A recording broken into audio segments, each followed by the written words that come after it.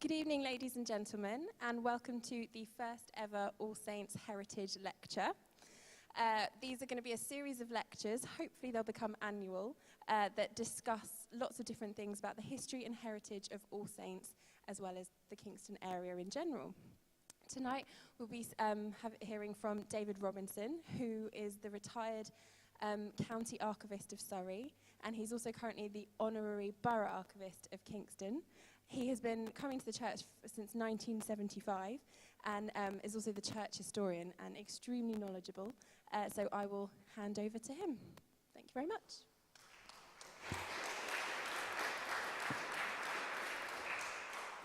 Thank you. I'm not up here out of a desire to dominate, but because I trust this mic better than any of the other mics in the church. Imagine that you're travelling by road from London to Kingston 500 years ago in 1517. You enter the parish at Kingston Vale.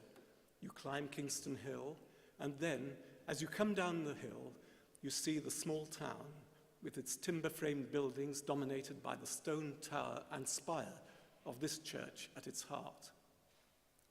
As you approach the town, the first building of any significance you see is the Chapel of St. Mary Magdalen, endowed by Edward and John Lovekin 2 centuries earlier for priests to say masses for their souls and for the souls of their benefactors.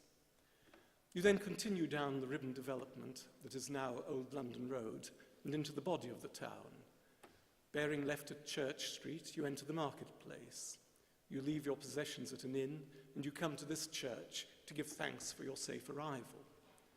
It's generally similar in its size and shape to the church we see today, except that the historic Chapel of St. Mary still stands by the south door out there. If you enter by the west door, you're in a colourful building with altars, statues and images, and directly in front of you, under the tower, is a large screen which contains figures of the crucified Christ with St. Mary and St. John on either side. Above this, there is a doom painting, showing on one side the blessed souls saved by Christ's death, being escorted by Michael and his angels to heaven, and on the other side the damned, being led away by devils to hell. The heart of the church is beyond this, at the far east end, with its high altar richly adorned for the celebration of Mass, the focal act of worship. Imagine now that you're miraculously enabled to take the same journey 1 century later, in 1617. You enter the parish at the same place and come over Kingston Hill. You see the church tower and spire as you did a century earlier. You reach the built-up area, and the Lovekin Chapel is still the first building you come to. But now, the priests have gone, and it's the schoolroom of Kingston's grammar school. You enter the town. Many of the houses have been rebuilt and enlarged, but it's recognisably the same collection of timber-framed buildings you'd seen a century earlier. You see that the church is externally much as it had been back in 1517. Then you enter. The screen and the doom have gone. The images and paintings have gone. There are texts from Scripture on the walls. The focus of the church is now the nave, with its pulpit and reading desk and seating, because the main services now are morning and evening prayer with lengthy sermons. Why is everything so changed? Well, of course, what took place in the century between was the religious revolution we call the Reformation. Now, I'm not intending tonight to give a history of the Reformation in England. What I want to do is to bring to life, if I can, All Saints' Church, as it was first in the early 16th century, before the great changes, and then the contrasting picture a century later. Before I return to the early 16th century, I'd like to say a little about how we know what the church would have looked like so long ago. We don't have pictures, but we're very fortunate that we have, now in Kingston History Centre, a volume of the churchwarden's accounts from 1503 to 1538. These list the receipts and expenditure of the churchwardens who were responsible for work in the church, especially repairs and maintenance. There were many things that didn't pass through their books. If an individual or a group gave a statue or funded some work, or if an object didn't need repair, There was no need to record it because they weren't spending on it. However, we have two other important sources. One is the wills of people who left things to the church. In particular, most testators left money for lights to burn before the statues and pictures of the saints. And this gives us a good impression of just how many of them there were in the church. The other important source is an inventory of church vestments and ornaments used in worship. This was in fact compiled just at the point at which the reformers were planning to get rid of them. Beyond that, we have inevitably sometimes to depend on knowing what we'd expect to find in a large late medieval town church, what we can still see elsewhere or read about, and to assume with a fair degree of certainty that they would also be found here. That's the case with the Doom painting I mentioned. Nearly every church had this painted over the chancel arch, and a major church like Kingston would certainly have had one, but we have no direct evidence. However, most of what I'll be saying will be taken from records relating specifically to All Saints. To return to the church in 1517, or let's say more generally between about 1500 and 1540. As I've said, if you were here in the nave, the dominant feature would be the rood screen. This was a wooden screen. The lower part was panelled, but the upper part was open so that the congregation could see through it to the high altar. The screen was topped by a rood loft, a sort of gallery, dominated, as I said, by statues of Christ on the cross, with the Virgin Mary and St. John on either side. The church wardens spent at least £30 in 1525 to 6 on joiners and other work on the rood loft. This sounds like a major reconstruction, and we can understand the possible scale of the work when we realise that the loft was wide enough and strong enough to hold an organ and singers, and there may also have been an altar on it. In the 1530s, there was further expenditure on the figures, 22 pence to Palmer for ironwork to set up Mary and John, 40 shillings to William Russell for gilding of Our Lady in the high rood loft, and 12 pence to him for painting the base of Our Lady. Above the rood, as I've said, almost certainly our view would be dominated by the Doom painting. The east and west tower arches were lower until the Victorian Restoration. They were the same height as the north and south arches still are today. So there'd been a great deal of room for an impressive painting showing God at the top, the angels and devils dividing humankind into the blessed and the damned. But of course, as you looked at this threatening picture, your eyes were also drawn down to the figure below of the crucified Christ dying to save sinners. When we recovered from this dramatic scene and looked around, we'd be struck by the large number of altars, statues, and pictures with candles and tapers lighting them and generating pools of light round the church. When Clement Milam died in 1496, he left his body to be buried in the Holy Trinity chapel by the wall. That's the chapel on the north side of the church, which is now the East Surrey Memorial Chapel. He left 12 pence each for Our Lady Light, Our Lady Light of Pity, the Light of Comfort on the rood screen, St. James's Light, St. Catherine's Light, and St. Christopher's Light, 6 pence to St. Sith's Light, and 4 pence to St. Anthony's Light. Richard Dyer, in 1514, directed his body to be buried before St. Erasmus. Alice Nichol, dying in the following year, left a pound of wax to the light of the 3 kings of Cologne. These were the 3 kings or wise men of the Epiphany story, whose relics are in Cologne Cathedral, and £1 for St. Anne's Light. One of the interesting things about these saints is they're not, for the most part, the famous saints you might expect, such as the apostles and the evangelists. They're saints who are popular at the time, and in some cases particularly attractive to specific groups of people. St. Sith, or St. Zita, for example, had not even been formally canonized, but the cult of this 13th century serving maid of Lucca in Italy spread informally throughout Europe for housewives and servants, especially when they lost their keys, also for people in danger from rivers and in crossing bridges. St. Christopher, to whose light Milam also left a bequest, was of course famously the patron saint of travellers. It may be significant that Clement Milam was also a benefactor of Kingston Bridge. St. Anthony was popular as a healer of people and animals. St. Erasmus, the 3rd century bishop, was patron of sailors and of children and others suffering from colic. St. Blaise isn't mentioned by these testators, but his picture in the south transept with his trademark wool comb is our only remaining piece of evidence for this devotion to the saints. The reason why an individual saint might be given a range of varied responsibilities was usually linked to miracles they performed in their lives or to the manner of their martyrdom. In the case of St. Blaise, he was believed at one stage of his life to have hidden in a cave and during that time to have blessed sick and wounded animals. He was said to have healed a boy who was on the point of death with a fishbone in his throat, and he was believed to have been torn with wool combs before being executed.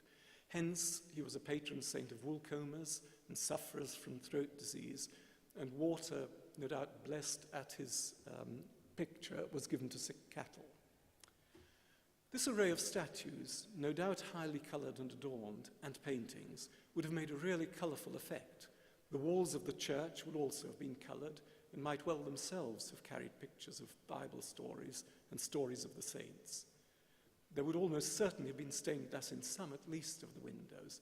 And the best impression of what these windows may have looked like is the windows in the south aisle, figures largely in white and yellow glass with robes of red and blue.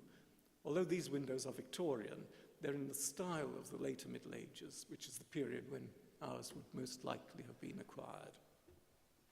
The floor was tiled, and almost every year the church wardens bought paving tiles together with sand and lime to repair some part of it. East of the tower, there were 3 or even 4 chancels. The high chancel is the one you see directly through the tower arch. To the south, right as you look at it, was St. James's chancel with the skern chantry. The Holy Trinity chapel on the north side was often called the Trinity chancel, and there are also references to St. Catherine's chancel. Its location isn't known, but it may have been to the south of St. James's chancel, where we now have the cafe. There may well have been other altars in the church. Next to the door leading up to the tower, just outside the Holy Trinity chapel, there is a piscina, a stoop for washing the communion vessels, which suggests that there was an altar nearby. And transepts and aisles, such as we have here, were often built as much to house additional altars as to hold increased numbers of people. The main altars were richly furnished. The inventory I referred to earlier records altar hangings of crimson velvet embroidered with angels, of green damask, a mixture of wool and silk, with a curtain of green silk, a frontal of white damask with flowers. The document's damaged, but there appear to be references to at least 2 and perhaps 4 other hangings, one of Bruges satin panelled with white and red. There were also at least 2 crosses of copper, but perhaps made to look as if they were of richer metal.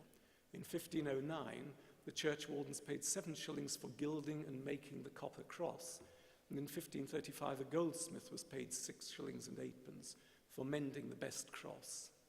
There were 4 standard candlesticks and 4 small ones.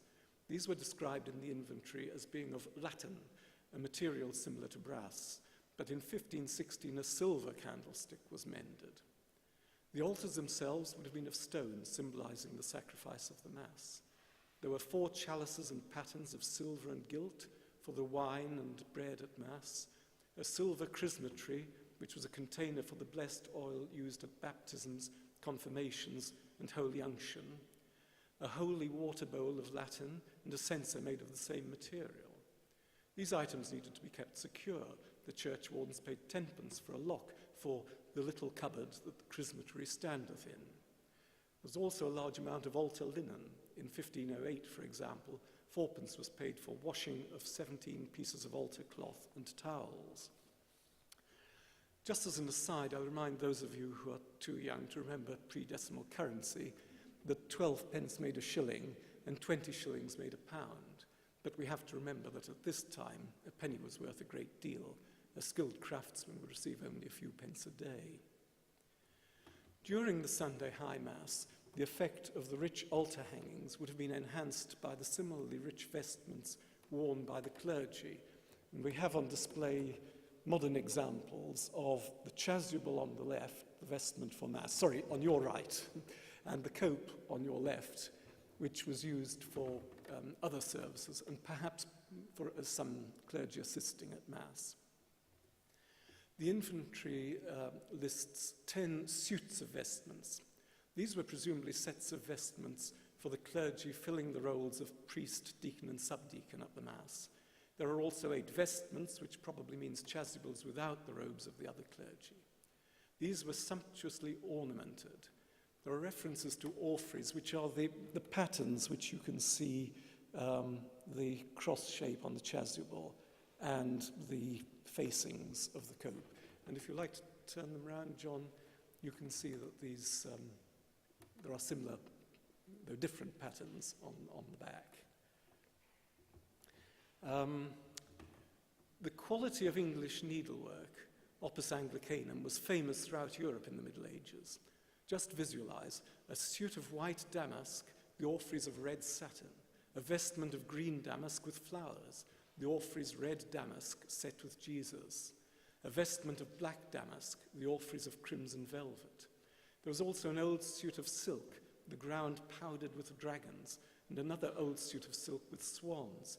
These may have been particularly gorgeous vestments that had seen a lot of use, but which no one wanted to dispose of.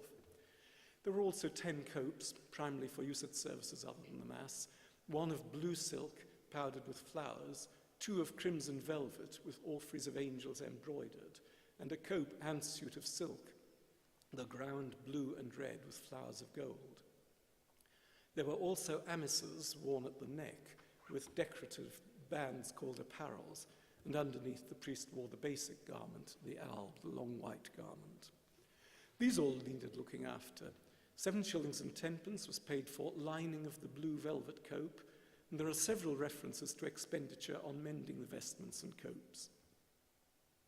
7 shillings to an embroiderer, possibly a London specialist, and on another occasion 2 shillings and 4pence to John Standon's wife, who may have been a local woman.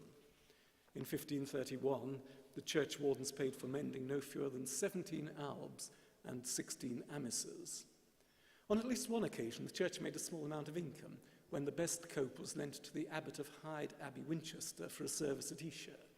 Perhaps this was an ordination service, or maybe it was a service in the bishop's chapel when the abbot wanted to make a good impression, and he paid 10pence for the privilege. Having so many sets of vestments wasn't excessive, because there would have been quite a body of priests attached to the church. In 1502, Robert Somerby, the vicar, made his will. He wanted a monthly mass for the first year after his death, at which all the priests belonging to the church were to be present. Placebo, dirige, and lauds were to be distinctly sung on the night. Placebo was the first word of the office of Vespers, I will please, and dirige, which is the origin of our word dirge, was the opening word of the office of matins. On the morrow, there were to be said the principal requiem mass, the Mass of the day, Mass of Our Lady, of the Trinity, of the Holy Ghost, and of the 5 wounds of Christ, if there be priests of the church to do the same.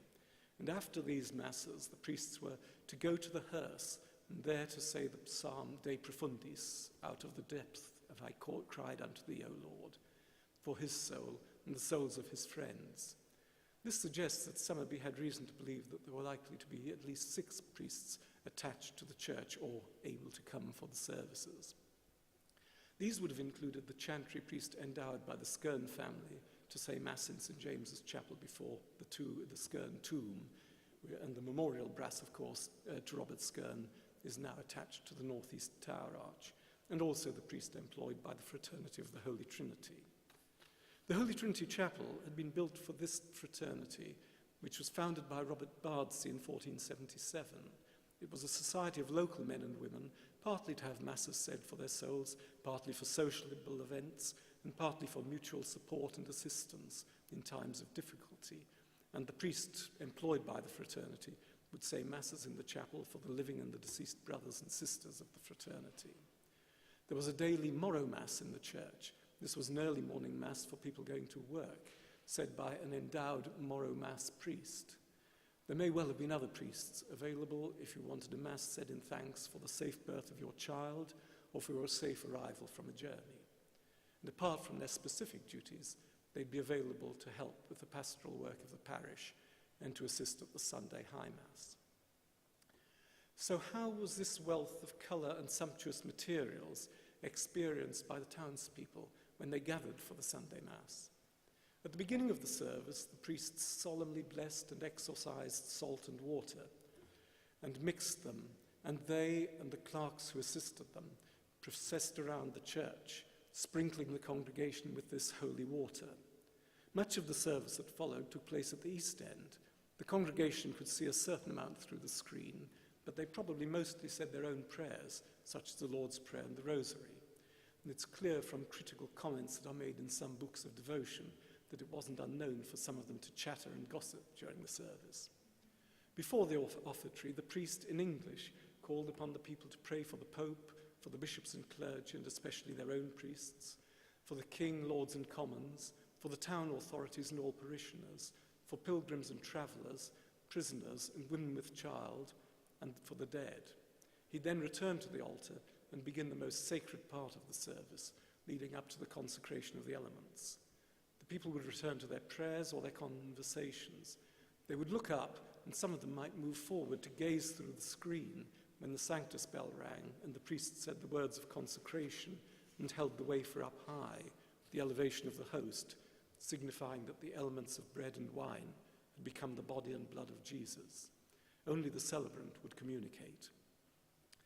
There were two other ceremonies at the Sunday High Mass that involved the laity.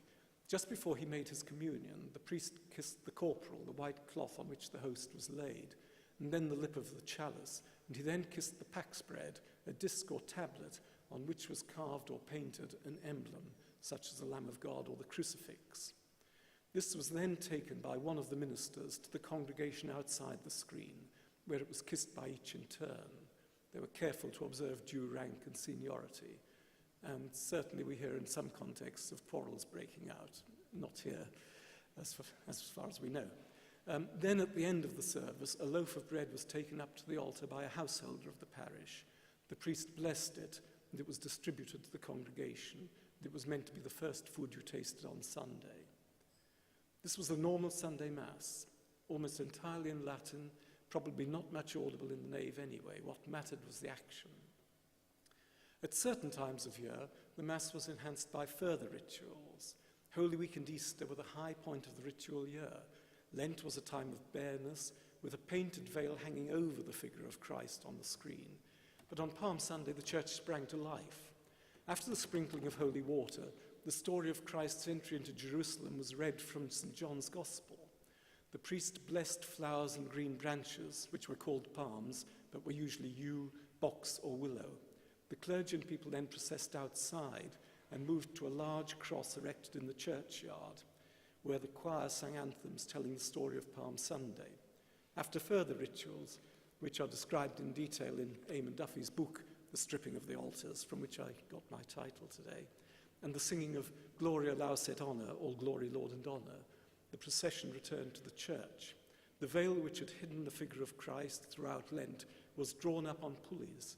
Mass continued, but at the Gospel, the whole of the Passion story from St. Matthew's Gospel was sung up on the rood loft, as Duffy puts it, in churches which had the resources, by three clerks, Jesus by a bass, the narrator by a tenor, and the words of the crowd by an alto.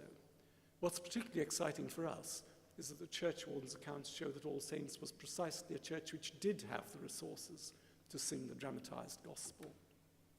We know this because there are regular references to expenditure on ale provided on Palm Sunday at the singing of the Passion. One year, this is specifically for drink into the rood loft, so we know that it took place there. And in 1537, the recipients are identified as priests, bread and ale for the priests upon Palm Sunday. Since the church had men of this musical ability, it's reasonable to suppose that their singing also contributed to the normal Sunday Mass. And it's certainly not impossible that the choir of a large town church like this one may not have been restricted to plain song, but may have sung polyphonic music as well. After Palm Sunday, Holy Week was penitential, reaching its emotionally highest or lowest point on Good Friday, when no Mass was celebrated, the Passion according to St. John was read, a cross was brought into church, and clergy and people crept barefoot and on their knees to kiss the foot of the cross. At the end of the liturgy, the priest put off his masked vestments and, barefoot and wearing his surplice, took the host that had been consecrated the previous day, wrapped it in linen cloths, and took it to the north side of the chancel, where a sepulchre, probably a small timber frame, had been erected. From then until Easter morning, there was a rota of watchers at the tomb. The Easter celebrations were enhanced by reenactment of the visit of the women to the tomb. Clerks disguised as women, or at least with their tonsured heads covered, visited the tomb and were greeted by an angel saying, "He is not dead, but has risen." March and April nights were cold, and the accounts include expenditure on coals as well as bread and ale for the watchers at the sepulchre. The Easter sepulchre was usually on the north side of the chancel and often placed on a tomb, and it seems to me quite likely that the tomb at the east end here, which now also contains a memorial to a Victorian vicar, may have been used for the purpose. There seems also to have been an Easter play separate from the liturgy. In 1519, the church warden spent 8 pence on a skin of parchment and for gunpowder for the play on Easter Day, so the resurrection must have been celebrated with a bang. They also spent 14 pence for bread and ale for them that made the stage at Easter and other things that belongeth to the play. It was also at Easter that the congregation made their communion, for most of them probably the only time they did so in the whole year, and they received only the bread, not the wine. My earlier mention of the choir leads naturally into discussion of the church's organs. The earliest mention of an organ is in 1509, when Thomas Sexton was paid 6 shillings and 8 pence for mending of the organs. An organ was regularly spoken of as a pair of organs, so although it uses the plural, the entry probably refers just to a single instrument. But there is evidence that the church did indeed have 2 organs. In 1527, 5 shillings was spent on mending of 2 pair of organs, and in the inventory of 1550, there were 2 organs, one of them old. In 1514, there was what must have been a major rebuild of one of the organs by a London organ builder called Pash. The organ was taken to London by barge, and over £7 was spent. This money was raised by a special gathering for the organ, which raised £6, 16 shillings and 10 pence. This would have been a social gathering of parishioners of the sort sometimes called a church ale. Church wardens also had to pay for mundane items, such as 10 pence halfpenny for sweeping of the roof of the church and the high windows, which are presumably the clerestory windows above us. 4 shillings to a plumber for mending the gutters, regular payments for tiling the roofs and the floors, major work on the steeple, and on one occasion, 2 for carrying a dead horse out of the churchyard. By far the largest regular items of expenditure were in fact the bells, baldricks, clappers, ironwork for trussing the great bell and the sanctus bell, and much besides. So, 5 centuries ago, this was the colourful church and dramatic worship of All Saints. How did things change? This year marks the 500th anniversary of Martin Luther's challenge to the papacy and to what we may call the Catholic way of doing things. This is symbolized by his fixing 95 theses or subjects for academic debate on the church door at Wittenberg. Luther wasn't the first person to challenge Catholic practices in this way.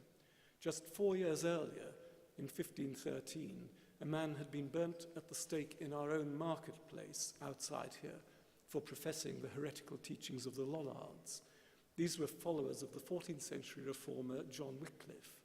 They believed in having the Bible available in English with no restrictions on the laity being allowed to read it. They rejected the real presence in the Mass and the power of the priesthood and the use of statues and pictures. They foreshadowed the main themes of the Reformation, but there's no evidence that they were widely influential. The greater influence in eastern and southeastern England was our close trading relationship with the continent and the resulting contact with continental reform ideas.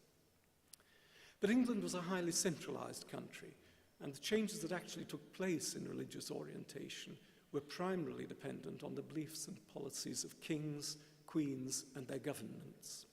Henry VIII set the ball rolling in 1533 and 1534 when, frustrated by his inability to persuade the Pope to annul his marriage with Catherine of Aragon, he broke off links with Rome and had himself declared supreme head on earth of the Church of England. In itself, this didn't involve changes in doctrine or worship, but the dissolution of the monasteries, and in particular for us, Merton Priory in 1538, had an impact because the priory took a large proportion of the tithes and other payments due to the church from the parish, and was also a leading landowner in Kingston. None of this land and income came back to the church. The priory's assets were sold to the highest or the fastest bidder. Merton Priory also effectively appointed appointed the vicar. Presented is the technical term, and this right too was sold off. Henry remained generally conservative in religion, although he wavered between traditional Catholicism minus the Pope, and on the other hand giving some encouragement to aspects of Protestantism, but relatively little changed in churches in his reign. Perhaps the most significant was in 1538, his order for an English Bible to be put up in every parish church. And this was ironic because the original translator, William Tyndall, had been executed in the Low Countries on Henry's orders. Our churchwarden's accounts end in 1538 and only begin again in 1560, so we don't have the detailed evidence we would like about Kingston's reactions to the major changes that were about to take place. Henry had allowed his young son Edward to be educated by reformers, and when he died in 1547, the 9-year-old Edward VI and his ministers began a serious program of Protestant reform. The different strands of the reform movement didn't necessarily agree among themselves, Luther, Calvin, and the rest, but they shared certain basic beliefs which were reflected in the furnishing of churches and the worship that took place in them. They gave priority to the Bible, to reading it and preaching from it.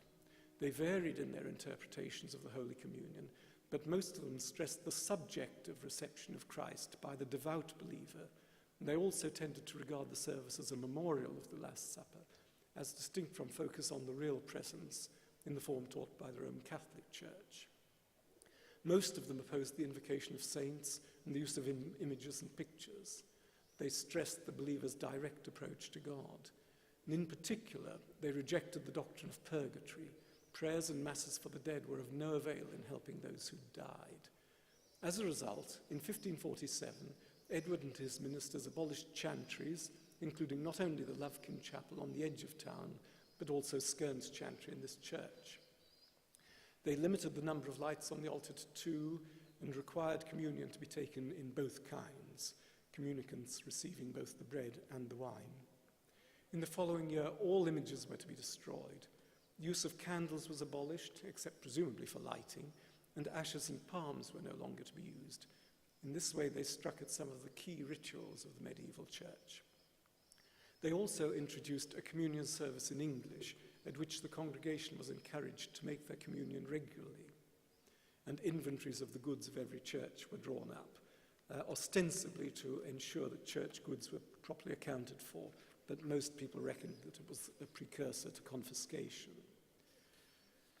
In 1549, a completely new prayer book was issued, linked to an act of uniformity, so it totally replaced the former missals, graduals, and other service books. The government moved cautiously. The services were all in English, but the priests still wore a white alb with a vestment or cope, and the other ministers continued to use the appropriate vestments. The clerks sang the service in English.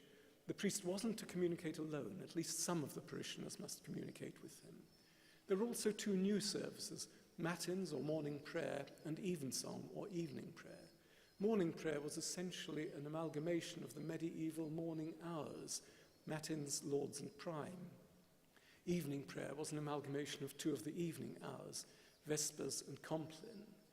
The Magnificat, the gospel hymn from Vespers, and the Nunc Dimittis, the gospel hymn from Compline, became parts of evensong as they remain to this day. 3 years later, in 1552, the government felt strong enough to publish a second Book of Common Prayer. Now the communion was to take place not at an altar, but at a table standing in the body of the church, either the nave here or possibly where there's a large altar, a large chancel in the chancel. And the priest was just to wear a surplice, no alb, no vestment, no cope. Most strikingly, when he communicated the people, he used the words, "Take this, drink this in remembrance of me," and not, "This is my body, this is my blood." A second inventory of All Saints' vestments and ornaments was taken in this year. There were still at least 4 suits of vestments, 5 copes, and another vestment. There were now 2 communion cups, not called chalices, and 2 copper crosses. The new prayer book came into force on the 1st of November, and 6 months later, in May 1553, a third inventory was drawn up, now still 2 communion cups, 2 altar hangings, and a hearse cloth of black satin and camlet with the name of Jesus embroidered, but that is all. The richness of the former church and its worship had gone. But then, in July, Edward died, aged only 15. His half-sister Mary succeeded to the throne. She was the daughter of Catherine of Aragon and a devout Catholic. Everything went into reverse. Parishes had to reacquire the set of service books used in Catholic worship. They had to acquire a high mass set of vestments, a cope, processional crucifix, censer, and the other appurtenances of Catholic worship that had been stripped out a year before. Some of these things may have been squirreled away by parishioners who were hoping for a reversion to the old pattern of worship, or who at least foresaw that it was possible, but many must have been destroyed or sold off for secular use, and one Winchester church sold off 100 weight and a half of liturgical books as parchment waste, perhaps to a bookbinder, quite possibly to a glue maker, for only 9 shillings. And so the worshippers in this church were subjected to a second complete change in their worship in just a few years. How did they react? Probably some members of a community so closely linked with London would have been enthused by the new ideas, but probably most, then as now, had a strong attachment to what they'd grown up with, the teaching, the forms of worship, the private devotions they'd learnt as children and experienced throughout their lives until so recently. We have 4 possible pointers to Kingston people's attitudes. When Sir Thomas Wyatt revolted against Mary in 1554, the Kingston people removed the middle section of the bridge to delay his crossing, but possibly loyalty to the crown was more important than religious feeling. In the following year, a splendid Corpus Christi Day procession was held, organized by Philip of Spain's spiritual counselor. This would have enthused faithful traditionalists, but we can't tell how many people were unresponsive. The other 2 pieces of evidence are perhaps more telling. We don't have any record of a Kingston person suffering death as a heretic during Mary's reign. Of course, only the few who are really committed would be prepared to suffer such a horrible death by burning, but the fact that no Kingston man or woman suffered may still have some significance. The final piece of evidence is that in 1557, Robert Hammond died, and in his will left his body to be buried in the Trinity chapel before his seat in the chapel next to the wall. He left to the bailiffs and freemen of Kingston £6.13 and 4p to set up a free grammar school, and he directed that at his burial 5 priests should sing Dirige and the Mass, and that shortly afterwards 5 priests should do the same at 3 other churches he was connected with. This is a clear statement of Catholic commitment, seeking the same services for his soul that previous generations had sought before him. Although it's only the will of one man and he was of the older generation, his directions were made in the knowledge that there was a body of priests, possibly not all on the staff here, ready, able and willing to carry out the traditional services for the dead. But in the following year, Mary herself died. Her half-sister Elizabeth, who succeeded her, had kept her head down and thereby kept her head on her shoulders during Mary's reign. But as the daughter of Anne Boleyn, she was identified with the Protestant cause. She started cautiously, but in 1559 her own Act of Uniformity imposed what was largely the 1552 prayer book. There were some compromises.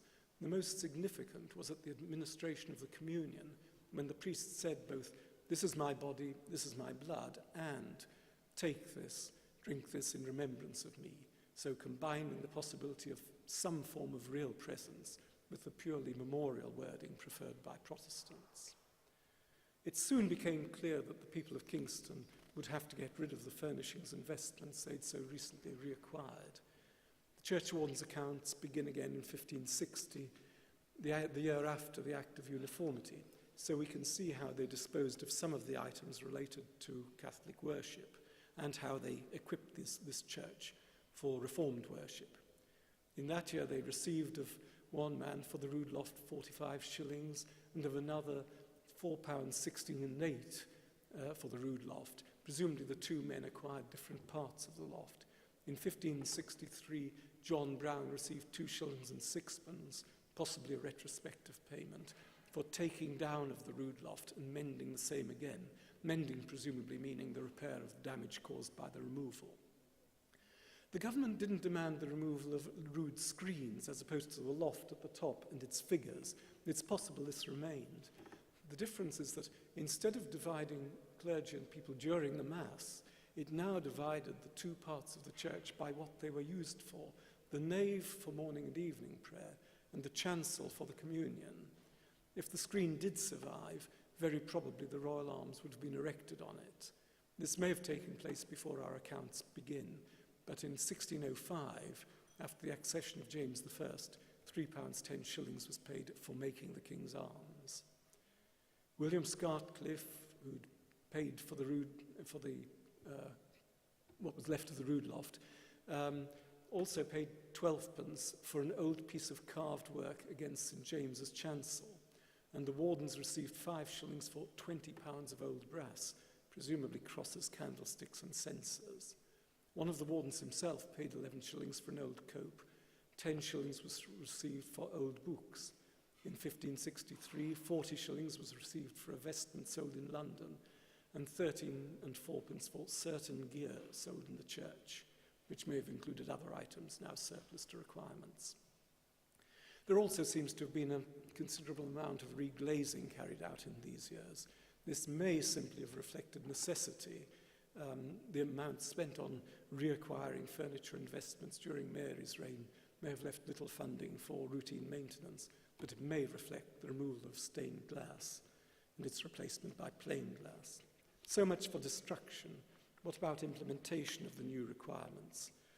Archbishop Cranmer in 1552 seems to have hoped that the weekly Sunday Mass would be replaced by a weekly communion service, and the 1559 Book of Common Prayer continued to provide collects, epistles and gospels for each Sunday. But it seems that, having lost the drama and colour of the medieval service, the majority of the congregation largely lost interest in it. It may not have helped that now that each individual participated in a way they hadn't previously done, those who were most devout and scrupulous may have found that the requirement for examining their conscience on a weekly or even monthly basis was too heavy a burden compared with annual confession before Easter communion, which was the norm in the Middle Ages. The pattern was probably for monthly communion, but the normal main services would have been morning prayer, followed by the litany and a sermon, and then the first part of the communion service up to the creed and the prayer for the church militant, followed by any baptisms. In the afternoon, there was evening prayer with a sermon or the catechizing of children. It seems that for most people, what replaced the Mass in providing the stimulus for worship was the experience of worshipping together and experiencing directly the scripture readings, the prayers, and in particular, at least the potential for an interesting sermon. Altars, again, were replaced by tables. In 1561, 4 bushels of lime were bought for 20 pence to make the place where the altar stood, presumably to repair damage when the stone altar was demolished. In 1567, 4 and 6pence was spent on making the communion tables.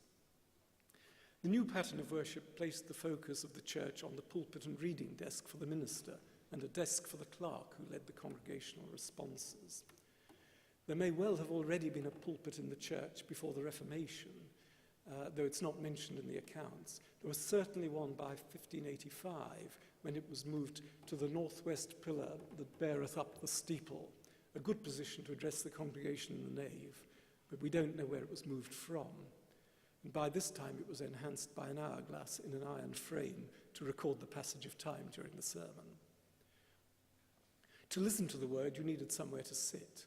There are only a couple of references to seats before the Reformation, but standing or kneeling was not a desirable or appropriate posture for a Reformed service which might last an hour and a half and more, and in which you weren't free to move about. By 1585, there was a meeting in the church at which it was ordered that the seats in the church shall be altered, so there were already seats existing, and the parishioners to be placed in order in their degrees and callings. These would probably have been high-backed pews with doors, giving each family, or at least the better-off families, a personal space to occupy during the service. The reformers got rid of visual images because they might become objects of devotion in their own right. Instead, they were focused on the word, and in 1567, Mr. Baynard was paid 6 and 8 for setting up the scriptures in the high chancel, with an additional 6 for faggots and coals to dry his work. And there seem also to have been texts here in the nave. New prayer books, of course, needed to be purchased. In 1562, the church warden spent 5 shillings and 6 for a new service book for the vicar, and our other visual aid, the minister was now required to wear a surplice at communion, as he did at morning and evening prayer. And in 1562, 11 and 6 was paid for 6 ells of Holland cloth for a new surplice for the vicar, and 3 and 4 for making it. And you can see the surplice and cassock beneath down there. There was initially some uncertainty as to the role of music in the new order of things. The form of music preferred by the reformers was strictly biblical, metrical versions of the Psalms. These were translations of the Psalms into simple verse forms. At their best, we have the version of Psalm 100, all people that on earth do dwell. At a less inspired level, we have Psalm 16, referring to idolaters. They shall heap sorrows on their heads, which run as they were mad, to offer to the idols gods. Alas, it is too bad. It may reflect local enthusiasm that 10 was paid as early as 1560 for a book of Psalms for the clerk, and in 1568, 6 for a psalter book for the choir. There clearly was still a choir at this date, and even though there was no extended Palm Sunday ritual requiring their refreshment, this was still provided. It was also supplied at other times. On Christmas Day 1561, 12 was paid for wine, that is to say 2 quarts of Malvoisie for the choir. One of the choirmen, Percival Green, received additional payments. He may have undertaken the clerk's responsibility for leading the congregation in singing the psalms, but he seems to have left the town in 1580. There's no mention after that date of music in the church. There is still expenditure on the organs until 1570, but after that, no further mention until in 1597, the church wardens received 4 shillings for the organs of the church, presumably scrap value. So by the 1580s, All Saints had been equipped for Reformed worship, centred on the ministry of the word, on the pulpit and reading desk in the nave, and with texts replacing paintings on the walls. How did local people react to this? Probably most of the older generation regretted the loss and indeed deliberate destruction of so much that had given their faith its expression. But there's no real evidence of opposition to the changes. Very few Kingston people were reported as recusants, people who refused to attend worship. What does seem to have happened is that some elements of the town embraced partisans of more radical reform. The new services, although in many ways a sharp contrast with the Mass, were seen in some people as retaining much too much of the old religion. The communion service retained 2 ancient hymns, the Gloria and the Sanctus. Morning and evening prayer remained very much based on the pattern of the medieval hours and retained the responses between minister and people. Radical reformers wanted a simple service of scripture readings, extemporary prayer and sermon. The minister still wore the surplice, which radicals denounced as a rag of popery. The sign of the cross was still used at baptisms and the ring at weddings. Radicals saw these as relics of Catholicism. In the 1580s, Kingston came under the influence of a seriously radical preacher, John Udall, who was appointed a lecturer, probably to preach at additional services here. His preaching clearly divided the town. He had strong supporters, but also strong opponents. His story is interesting itself, but a digression from my theme tonight. Suffice it to say that when the Bishop of Winchester prevented him from preaching here, he became an underground controversialist and narrowly escaped death for high treason when his attacks on the state of the Church of England became attacks on the Queen who governed it. Church wardens' accounts reveal nothing of this drama. Whatever excitements may have been going on, they were continuing with their duty of keeping the church watertight and clean and repairing and replacing what was needed for worship. Whatever the Puritans, as the radicals were now being called, thought about the wearing of the surplice, the church wardens paid for new ones when they were needed. Whatever the Puritans thought about the prayer book, the church wardens paid 8 shillings for a new one in 1575 and for further books in later years. The Puritans objected to kneeling to take communion, but the church wardens paid for mats and hassocks. Interestingly, they continued to acquire hassocks to kneel on at the communion and at the font in the 1630s, by which time the vicar was Edmund Staunton, a Puritan who took a leading part in the revolutionary changes in the Church of England during and after the Civil War. From about 1610, there seems to have been a conscious policy of repair and enhancement of the church. In the middle of the decade, there was a set of major repairs, and then in 1624-5, Thomas Preston, painter, was paid for 21 compartments with verses, presumably verses of scripture set in frames, and also for bluing the arches of the church and chancel, colouring the 3 church doors in oil. He was paid 2 and 8 pence for bluing the 8 upper windows in the middle aisle, that is the clerestory windows above us. I can't find any meaning of bluing other than colouring blue, so perhaps this was a tinted version of whitewash. This was part of major work on the steeple, repairs to the church, and beautifying thereof, costing £60. Work was always now being needed on seats.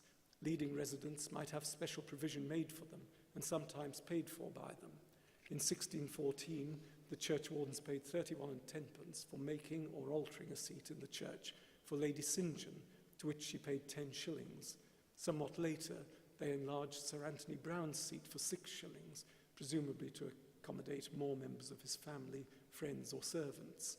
The town bailiffs and the 15s, who were the councillors, had their own seats, and there was a seat where the women sat to be churched, the Thanksgiving after childbirth, and also a form for the children to stand on to answer the minister, presumably when he tested their knowledge of the catechism on a Sunday afternoon. By this time, more accommodation was needed in the church. This was met by erecting galleries. In 1618, the bailiffs and freemen erected a gallery on the south side of the nave. In 1621, Roger Pope provided a west gallery, and in 1633, an extension to the south gallery was provided by Mark Snelling, and we can still see his memorial on the north side of the chancel. These are typical items that didn't pass through the church warden's accounts, except that in 1621 they paid a joiner to come from London and give his opinion on making the gallery, and also had to pay for making clean the seats in the church when the gallery was made. The warden still needed to ensure that the gutters were cleaned, to pay for roof tiles and floor tiles, to have dogs whipped out of the church. They still paid out large sums for the bells, and indeed Elizabeth was so frequent a visitor to Surrey that there are constant payments to the ringers when she passed through the town or was in the vicinity. So in the church of the 1620s and 30s, with its seats and its galleries, the attention of the congregation is focused on the pulpit and reading desk in the nave, very different from the church of a century earlier, when the focus of attention was the altar at the east end of the chancel. Perhaps we can see a contrast between, on the one hand, the period, say, 1500 to 1540, which was the eve of major changes that were carried out largely at the will of the royal government, and then, on the other hand, a century later, which was again the eve of major changes, this time, of course, carried out at the cost of civil war against the royal government. But there's a more potent message, or perhaps there are 2 related messages. The first is that a building like this is able to live with and, in a sense, absorb change while remaining almost unchanged in its essential structure. The arcades, the tower, the walls and windows, the timber roofs and the tiled floor remain structurally the same, even though the effect on the visitor, and even more on the worshipper, was very different. And we can see this as a symbol of the fact that there was continuity as well as contrast in the worship. The style and the feel of the worship was very different, and its primary focus had moved from the Mass to morning and evening prayer. But still, the communion service retained much of the structure of the pre-Reformation service, and morning and evening prayer were based on the medieval morning hours of Matins and Lauds and the evening hours of Vespers and Compline. And of course, beyond that, there is the fundamental fact that through all the changes, worship in 1617, as in 1517, remained focused on the Christian revelation of God. Thank you.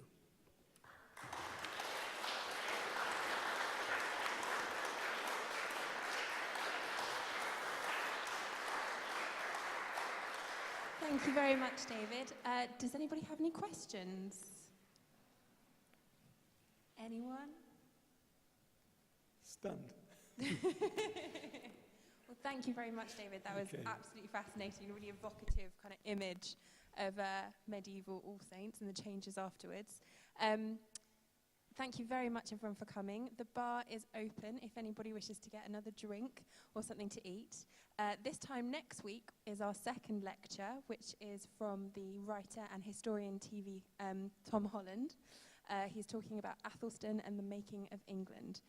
So hopefully, if anyone's interested, you're welcome to come back next week. Around the church, the Heritage Gallery is open. We also have our latest Heritage newsletter, if anybody's interested.